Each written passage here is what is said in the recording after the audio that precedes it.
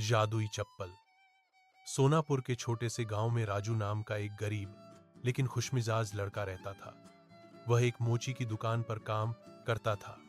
सुबह से रात तक फटे हुए जूते और घिसी हुई चप्पलें ठीक करता था।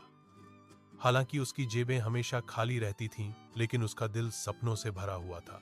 एक बरसात की शाम, जब राजू दुकान बंद कर रहा था, एक बूढ़ी औरत जिसके बाल चांदी के थे और थकी हुई आंखें थीं, उसकी ओर लंगड़ाती हुई आई। उसकी चप्पल टूटी हुई थी और पानी उसके पैरों के चारों ओर छप-छप कर रहा था। उसकी हालत देखकर राजू जल्दी से उसे अंदर ले गया, उसके पैर सुखाए और बिना पैसे मांगे चप्पल की मरम्मत की। बूढ़ी औरत रहस्यमय ढंग से मुस्कुराई। बेटा, तुम्हारी दयालुता दुर्लभ है, उसने कहा। अपने कपड़े की थैली से उसने एक साधारण दिखने वाली घिसी हुई चप्पलों की एक जोड़ी निकाली। ये जादुई चप्पल है, इन्हें शुद्ध हृदय से पहनो और ये तुम्हें वहां ले जाएंगी जहां तुम वास्तव में जाना चाहते हो।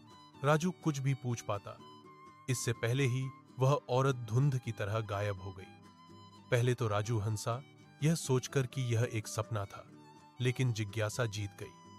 अगली सुबह उसने चप्पलें पहनी और फुसफुसाया, मैं सोनापुर से परे दुनिया देखना चाहता हूं। पलक झपकते ही उसके पैरों के नीचे की जमीन गायब हो गई और वह ऊंचे इमारतों और चमकदार रोशनी से भरे एक सुंदर शहर में सुरक्षित उतर गया।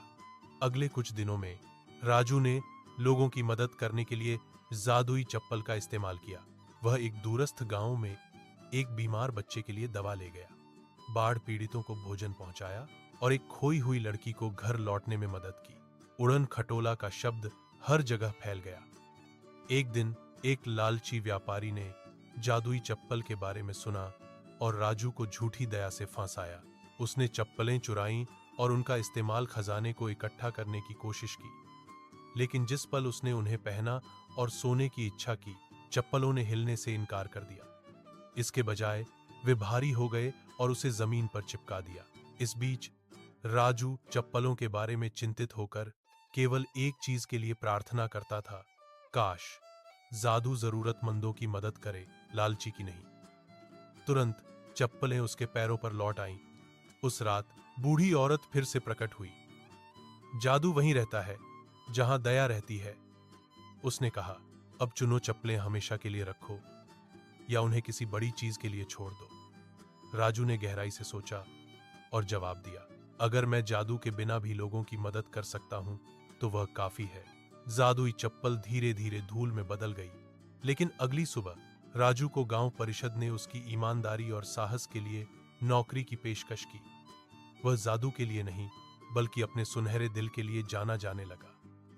और इसलिए, हालांकि जादुई चप्पल गायब हो गई, लेकिन उसका सबसे बड़ा जादू जीवित रहा, राजू की दयालुता में।